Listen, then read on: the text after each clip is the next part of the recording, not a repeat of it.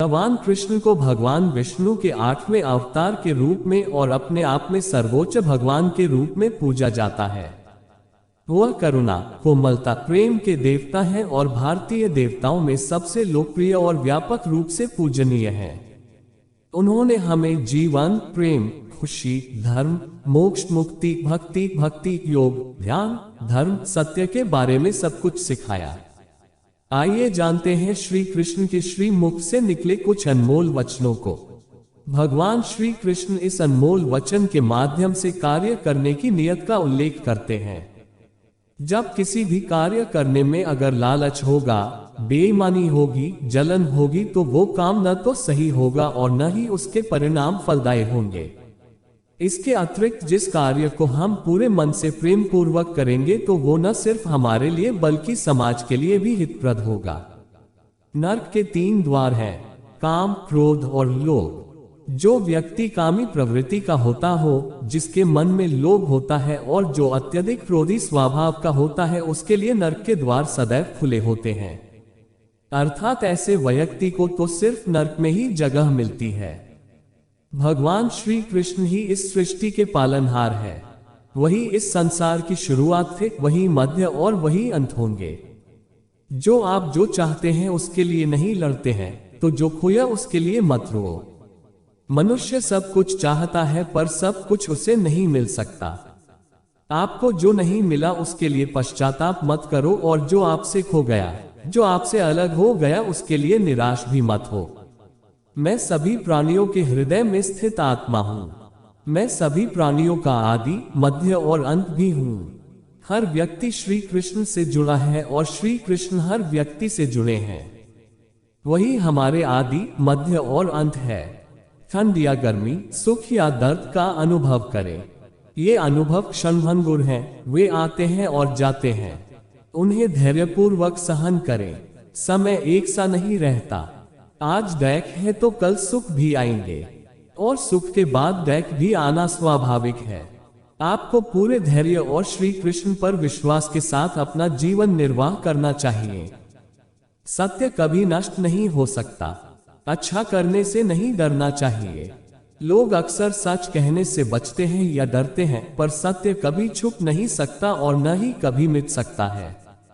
कितना भी छुपा ले पर सच तो उजागर हो ही जाएगा। इसलिए जो बात सच पर आधारित हो उसे करने या कहने और मानने से कभी नहीं डरना चाहिए। इस शरीर का मोह मत करो, ये तो माटी है, माटी में मिल जाएगा। अमर तो आत्मा है जो परमात्मा में मिल जाएगी। लोग अपने शरीर को सुंदर बनाने में लगे रहते हैं, पर आत्मा की सुंदरता शरीर की सुंदरता से कहीं ज्यादा महत्वपूर्ण है। शरीर तो नश्वर है, मिट्टी ही तो है, तो मिट्टी में ही मिल जाता है, पर आत्मा अमर है। इसलिए आत्मा की सुंदरता पर ध्यान दो। आत्मा की सुंदरता अपने को श्री कृष्ण में लीन करने में मिलती है। जो हुआ अच्छा हुआ, जो होता है अच्छे के लिए होता है। कभी कभी विपरीत परिस्थितियां हमारी वर्तमान स्थिति को अच्छा करने के लिए आती हैं। मन चंचल है, इसे और संयमित करना कठिन है, लेकिन यह अभ्यास से वश में हो जाता है। मन चंचल होता है, यह इधर उधर भागता है और किसी भी कार्य की एकाग्रता का दुश्मन है। लेकिन यदि यह व्यक्ति के वश में हो जाए तो इससे अच्छा कोई मित्र नहीं है। मन को एकाग्र करना जरूरी है, बस थोड़े से प्रयास और अभ्यास की जरूरत है। मेरे लिए न कोई घृणित है और न ही कोई प्रिय, न कोई निर्धन है और न ही कोई धनी। बस जो भक्ति भाव के साथ मुझे याद करते हैं, मैं उनका हूं और वो मेरे कृष्ण को।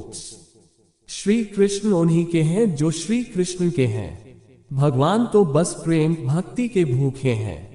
जो भी उनकी भक्ति में लीन होता है, जो भी प्रेम से उन्हें याद करता है, वो सदैव उसका कल्याण करते हैं। मैं हमेशा तुम्हारे साथ और तुम्हारे आसपास रहता है, चाहे तुम कुछ भी कर रहे हो। जब भी आप कोई बुरा कार्य करते हो या अच्छा कार्य करते हो, आपको लगता है कि कोई देख नहीं रहा, तो यहाँ श्री कृष्ण कहते हैं कि तुम जो कुछ भी कर रहे हो, मेरी दृष्टि सदैव तुम पर है। इसलिए आप यह मत समझे कि आप अकेले हैं, आपके साथ श्री कृष्ण सदैव हैं। जो कुछ हुआ अच्छे के लिए हुआ। जो हो रहा है अच्छे के लिए हो रहा है। जो होगा वह भी अच्छे के लिए ही होगा। जो कुछ हुआ अच्छे के लिए हुआ, जो हो रहा है अच्छे के लिए हो रहा है, जो होगा वह भी अच्छे के लिए ही होगा। तो सकारात्मक रहो और अपना कर्म करो।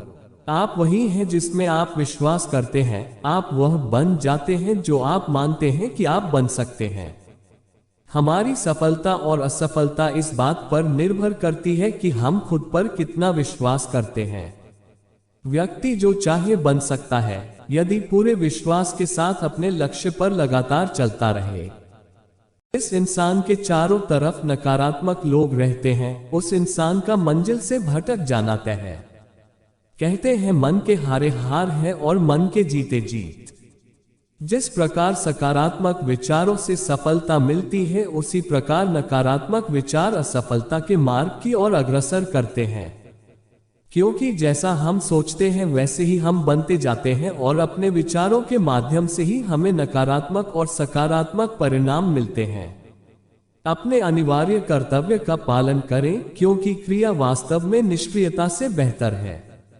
मनुष्य ही एक ऐसा प्राणी है जो कर्म करता है, इसलिए कर्म करना प्रत्येक व्यक्ति का धर्म भी है। कर्म कार्य करने वाला व्यक्ति है कर्मवीर कहलाता है। इसलिए कार्य करते रहना खाली बैठे रहने से हमेशा बेहतर होता है। जहां भी सभी मनुष्यों के स्वामी कृष्ण हैं और जहां अर्जुन सर्वोच्च धनुर्धर हैं, वहां भी निश्चित रूप से ऐश्वर्य, विजय, असाधारण शक्ति और नैतिकता होगी। श्रील प्रभुपाद भगवद गीता। श्री कृष्ण विष्णु जी के 8वें अवतार, जगत के पालनहार और धनुर्धनों में श्रेष्ठ अर्जुन जहां होते हैं वहां निश्चित ही विजय, असाधारण शक्ति और नैतिकता होती है। समय हमेशा चलता रहता है, कभी रुकता नहीं। यदि आज बुरा समय है तो कल अच्छा होगा। इसलिए आप बिना किसी स्वार्थ के सिर्फ कर्म कीजिए, फल समय खुद देगा। न तो समय रुकता है और न ही एक सा रहता है। बुरा समय हो या अच्छा समय बदलता जरूर है। आज बुरा है तो कल अच्छा, और अच्छा तो फिर बुरा समय जरूर आएगा। सुख के बाद दैख और दैख के बाद सुख आते जाते रहते हैं। इसलिए इस पर हमारा कोई वश नहीं है, लेकिन कर्म पर हमारा वश जरूर है। आप सिर्फ कर्म करिए, फल की चिंता किए बगैर। समय आने पर फल जरूर मिलेगा। जो अहंकार से मोहित हो जाता है वह सोचता है मैं करता हूं। जो अज्ञानी व्यक्ति होता है वो ये गलत फहमी पाल लेता है कि मैं करता हूं, सभी कार्य मेरे द्वारा किए जा रहे हैं, ऐसा जान उसमें अहंकार घर कर लेता है। परंतु इस श्रेष्ठी में जो भी हो रहा है वो तो प्रकृति द्वारा किए जा रहे हैं। अज्ञानता के कारण व्यक्ति में जो मैं का अहंकार जन्म ले लेता है तो उसका पतन होना निश्चित है। मैं किसी का भाग्य निर्माण नहीं करता, हर व्यक्ति अपना भाग्य स्वयं बनता है। श्री कृष्ण कहते हैं कि वो किसी के भी भाग्य के निर्माता नहीं है, व्यक्ति खुद ही अपना भाग्य लिखता है। आप जैसा बीज बोएंगे आप वैसी ही फसल ही काटेंगे। आप जैसा कर्म करेंगे आपको वैसे ही परिणाम मिलेंगे। यदि विद्यार्थी मन लगाकर पढ़ाई करेंगे तो परीक्षा में सफल होंगे। इसलिए हर व्यक्ति का भाग्य तभी बदलेगा जब वो ऐसे कर्म करेगा। पृथ्वी, जल, अग्नि, वायु, आकाश, मन, बुद्धि और अहंकार ये मेरी प्रकृति के 8 विभाग हैं। जो कुछ भी है वो वर्तमान में है, जो बीत गया है वो नहीं आएगा, और जो आने वाला है उसकी चिंता नहीं बल्कि खुले हाथों से इसका स्वागत करें। मन उन लोगों के लिए दुश्मन की तरह काम करता है जो इसे नियंत्रित नहीं करते हैं, और जिसने अपने मन को जीत लिया है उसके लिए मन सबसे अच्छा मित्र है। आत्मा विनाश से परे है, कोई भी उस आत्मा का अंत नहीं कर सकता जो अनंत है। हेलो दोस्तन, आप हमारे चैनल को देखते तो जरूर है मगर सब्सक्राइब बहुत कम होता है। Please subscribe and like and share जरूर करें। धन्यवाद दोस्तन।